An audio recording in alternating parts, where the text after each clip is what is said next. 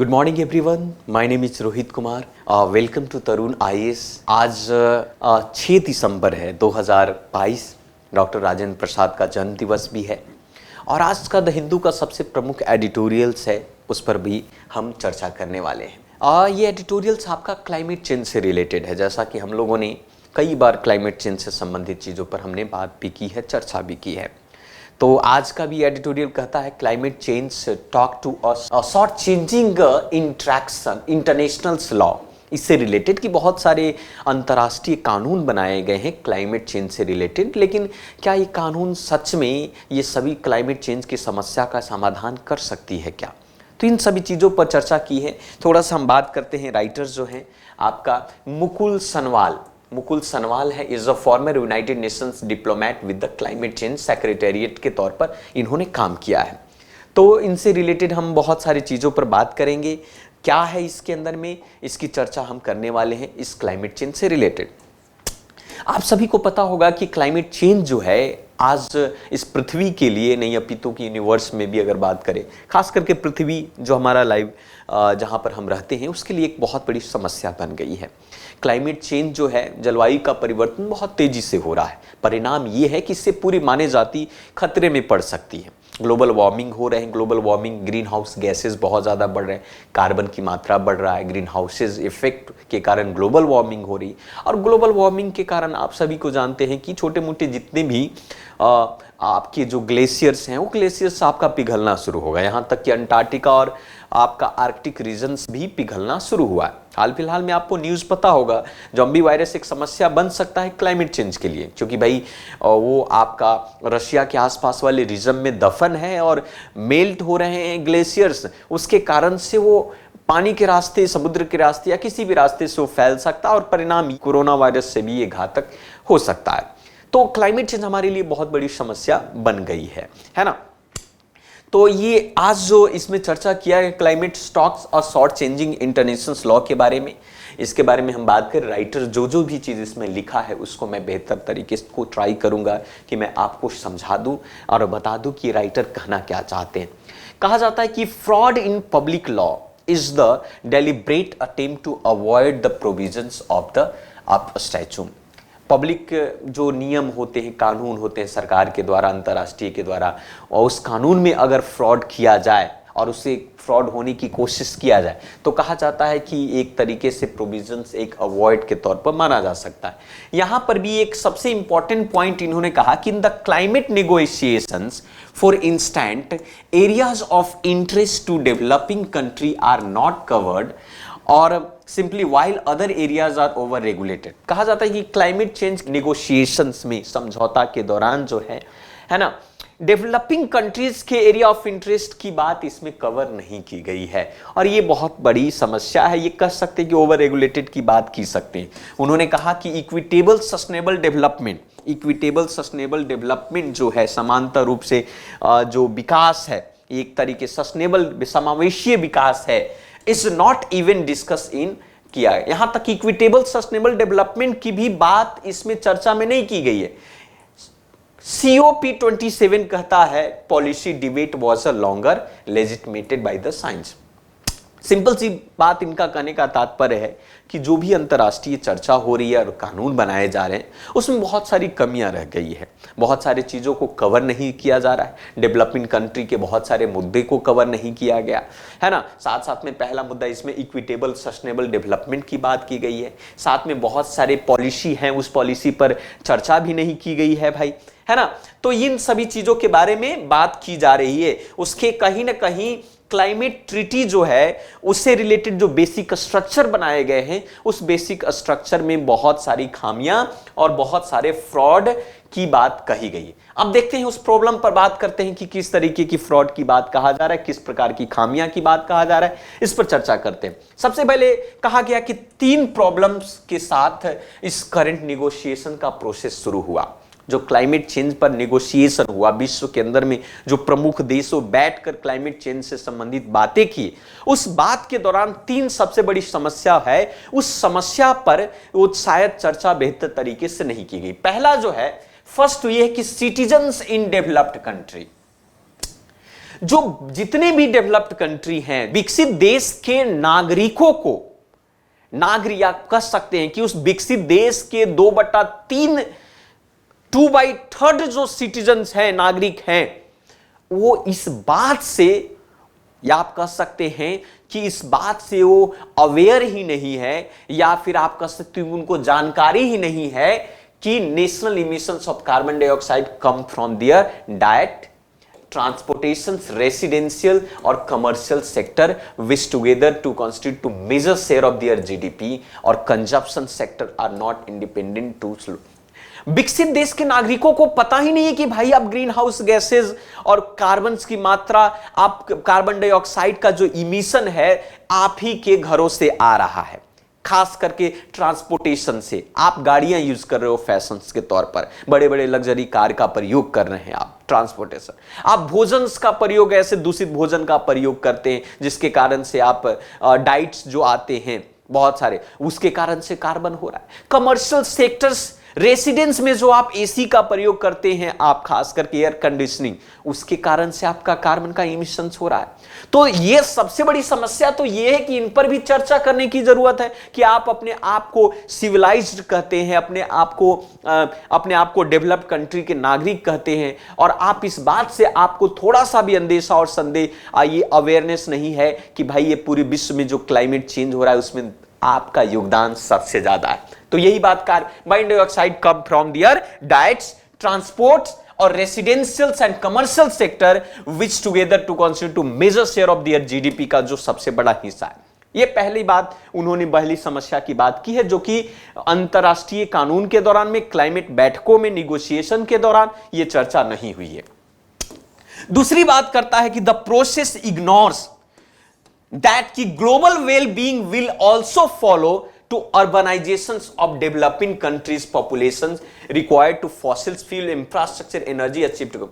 उन्होंने इस बात पर कहा है, दूसरी सबसे बड़ी बात कहा है कि जो डेवलपिंग कंट्री तो हो गया, बात तो सही, डेवलप्ड कंट्री की बात तो हो गई, अभी जो आज के दौर पर जो डेवलपिंग कंट्री हैं, अपने आप के विकासशील देश कहे जाने वाले लोग, जो अपने आप को डेवलप कंट्री के श्रेणी में लाना चाहते हैं, उनके लिए जो इंफ्रास्ट्रक्चर है, उनकी जो एनर्जी है, उनके लिए जो आप कह सकते हैं कि उस लेवल तक पहुंचने के लिए फॉसिल फ्यूल की आवश्यकता है, और इसी फॉसिल फ्यूल के माध्यम से कार्बन बढ़ रहा है। तो क्या डेवलपिंग कंट्री जो है अपने आप को डेवलप बनने से रोक सकता है क्या? अगर वो नहीं रोकेगा, इंफ्रास्ट्रक्चर का प्रयोग करेगा, फॉसिल फ्यूल का प्रयोग करेगा, तो चाहे आप कितना भी बैठक कर लो, चाहे कितना भी निगोशिएशन कर लो, चाहे कितनी भी चाय पकोड़ा कुछ भी आकर बैठक करके आप कर लो, पेरिस कन्वेंशन से लेकर स्टॉकहोल्म से लेकर व्हाटएवर, मुझे लगता है कि कार्बन इमिशंस को रोकने से नहीं रोका जा सकता। ये तो होगा ही।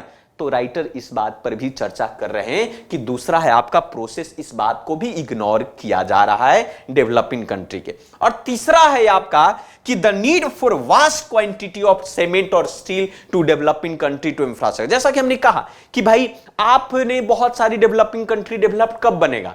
जो आपका रूरलाइजेशन से अर्बनाइजेशन की तरफ जाएंगे, और अर्बनाइजेशन में तो झोपड़ी का मकान तो होगा नहीं, फूस का तो होगा नहीं, उसके लिए बड़े बड़े इंफ्रास्ट्रक्चर की जरूरत है, रोड की जरूरत है, बड़े बड़े बिल्डिंग की जरूरत है, बुर्ज खलीफा की जरूरत है, तो उसके लिए सीमेंट चाहिए, स्टील चाहिए इंफ्रास्ट्रक्चर बनाने के लिए, है ना। तो ये सभी जो है कार्बन की मात्रा को बढ़ाता है, ये सभी जो है कार्बन इमिशंस करता है। तो आप बताइए, इस पर तो आप चर्चा ही नहीं कर रहे कि भाई इसको कैसे रोका जाए, इसको कैसे कम किया जाए, कैसे टेक्नोलॉजी को ट्रांसफर किया जाए, है ना।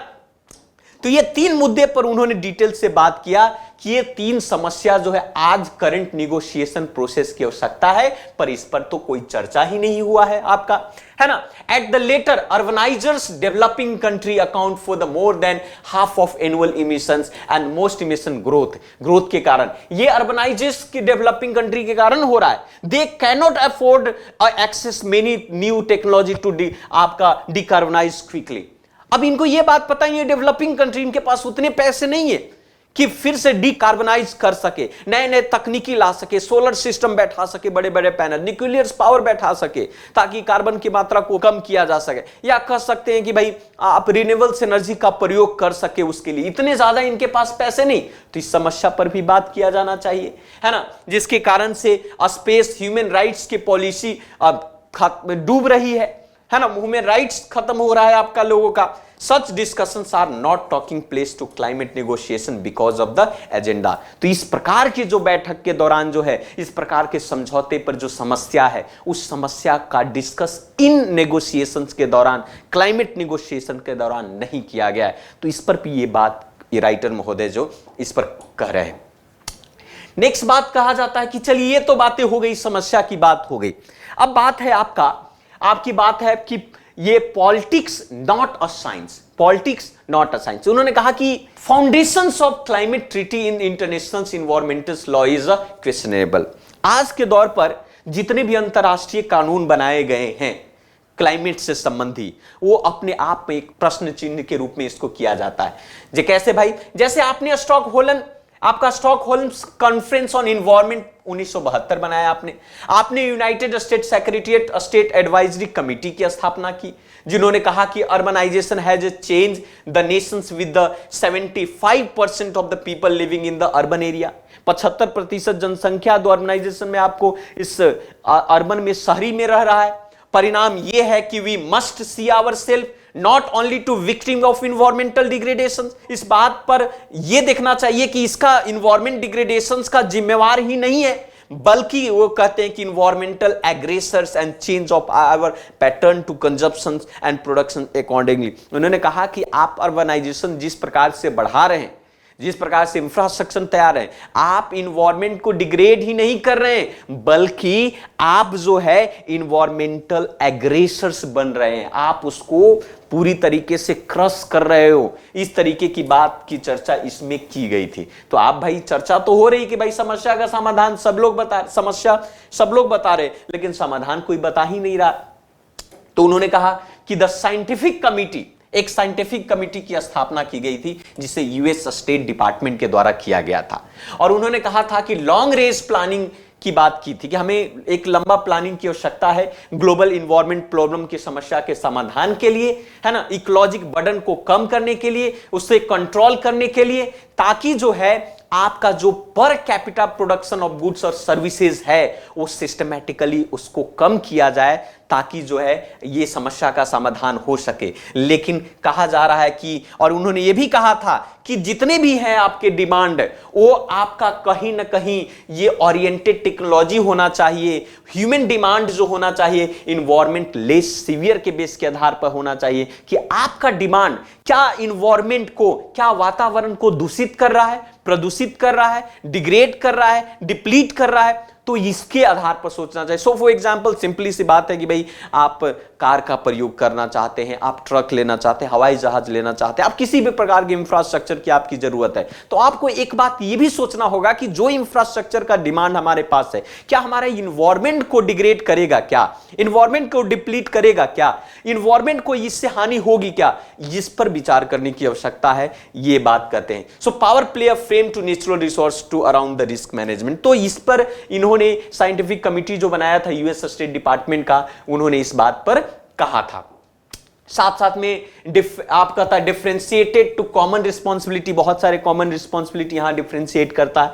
जैसा कहा कि हमारा जो क्लाइमेट ट्रीटी का मेन ऑब्जेक्टिव है, मेन जो उद्देश्य है, यह था उद्देश्य कि भाई किसी प्रकार से जो इमिशंस है, कार्बन डाइऑक्साइड का जो इमिशन है आपका, या डेंजरस एंथ्रोपोजेनिक इंटरफेरेंस का जो प्रिवेंट है, उसको, उसके कॉन्सेंट्रेशंस को कम किया जाए, क्लाइमेट चेंज होने से बचाया जाए, आपको कार्बन डाइऑक्साइड की इमिशंस होने से बचाया जाए, ग्लोबल वार्मिंग होने से बचाया जाए, ग्रीन इमिशन से बचाया जाए, या और सस्टेनेबल इकोनॉमिक डेवलपमेंट किया जाए। ये मेन मकसद होता है क्लाइमेट ट्रीटी का। जैसे उदाहरण के तौर पर पेरिस एग्रीमेंट 2015 में हुआ था। पेरिस एग्रीमेंट में कहा गया था कि हमारा जो ग्लोबल टेम्परेचर होगा 1.5 डिग्री सेंटीग्रेड होगा, है ना। उसी प्रकार से आपका inter governmental panel on climate change, जिसे आप आईपीसीसी कहते हैं, inter governmental panel on climate change, जिसे आप आईपीसीसी कहते हैं, 2018 में इसकी बैठक हुई थी। और उन्होंने कहा था कि नेट इमिशन जो है आपका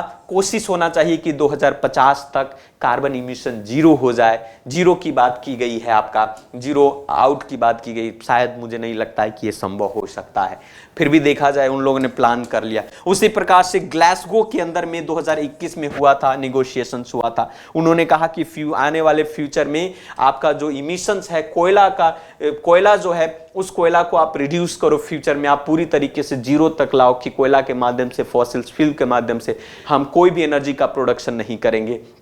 इस पर भी चर्चा की गई। तो बहुत सारे इनिशिएटिव साइंस और हुआ, लेकिन इसके बावजूद भी इसमें बहुत सारी चीजों को कहीं ना कहीं एक तरीके से इग्नोर किया गया। आईपीसीसी ऑन द सर्टेनली में आप कहा जाए कार्बन बजट पर भी बात करता है कि भाई कार्बन बजट बनाया जाए, ग्लोबल वार्मिंग को रोका जाए, साइंटिफिक स्टेप लिया जाए, टेम्परेचर को कैसे कम किया जाए, इन सभी चीजों पर बात की गई है। उनमें से एक सबसे इंपॉर्टेंट आपका कार्बन बजट की बात करता है कि carbon budgets are robust as they come to estimate accurately from the climate model के लिए आपको करना होगा। एक्चुअली कार्बन बजट होता क्या है? कार्बन बजट में कहता है कि carbon budget is a estimated amount of the carbon dioxide the world can emit while still having to likely change to limiting of the global temperature rise to 2 degree centigrade above to pre-history level। तो ये और आपका 1.5, ये बात की गई थी आपका पेरिस कन्वेंशन के दौरान में, है ना, एक टारगेट दिया गया था उसके दौरान में। उसी प्रकार से आईपीसीसी में 2018 में कहा गया कि estimate the budget for 50% chances to avoiding more than 1.5 degree centigrade of warming to 2890 billion ton of carbon dioxide. Now it's less than 40 billion ton, 400 billion ton इसको कर दिया गया, इसको घटाकर। तो कार्बन बजट पर भी बात इसके अंदर में कही गई कि कार्बन बजट को ध्यान में रखना चाहिए, है ना। लेकिन इसी सब चीजों पर बात कही गई। साथ साथ में क्लाइमेट जस्टिस की बात उन लोग कहते हैं कि भाई क्लाइमेट जस्टिस भी इसमें होना चाहिए। क्लाइमेट इनजस्टिस हुआ है यहां पर, कैसे भाई? तो पहला उन्होंने कहा कि स्ट्रक्चर ऑफ इंटरनेशनल लॉ में बहुत सारे इनजस्टिस है आपका। साथ साथ में हिस्टोरिकल रिस्पॉन्सिबिलिटी को रिजेक्ट करते हुए चाइना और इंडिया जैसे देशों पर इसको बर्डन जा रहा है। सेकेंड कह रहा एजेंडा बात करता है ग्लोबलाइजेशन मटेरियल्स फ्लो की बात करता है ना। आपने वेस्टेज यूज ऑफ एनर्जी पर ध्यान ही नहीं कोई देता है, ग्लोबल वार्मिंग बढ़ रहा है। तीसरा पब्लिक फाइनेंस की बात कर रहा है आपकी, आप पॉलिटिकली ऑब्जेक्टिव में ये कहा है कि भाई इस समस्या का समाधान पब्लिक फाइनेंसिंग है, तो इस पर भी बात किया गया। 100 बिलियन प्रोमिस किया गया था पेरिस कन्वेंशन के दौरान में 2020 तक प्री कमिटिव के डेवलपिंग कंट्री को देने के लिए, लेकिन इसकी प्रॉपर तरीके से शुरुआत भी नहीं हुई। साथ साथ में उन्होंने लॉस एंड डैमेज नामक फंड बनाने की भी बात चल रही। तो ये सारी चीजें जो है इस क्लाइमेट चेंज और इस आर्टिकल में बात की गई है, और ये आपके एग्जाम के लिए महत्वपूर्ण हो सकता है। इसके बहुत सारे टर्म पर चर्चा कर सकते हैं। पेपर में आपका पेरिस कन्वेंशन पूछ सकता है, आईपीसीसी पूछ सकता है आपका, है ना। तो ये सारी चीज़ें हैं जिसमें आपका चर्चा हमने किया। तो यही था आज के लिए। सो फिर मिलते हैं दूसरे वीडियोज़ में। सो आज के लिए इतना ही। थैंक यू वेरी मच, धन्यवाद।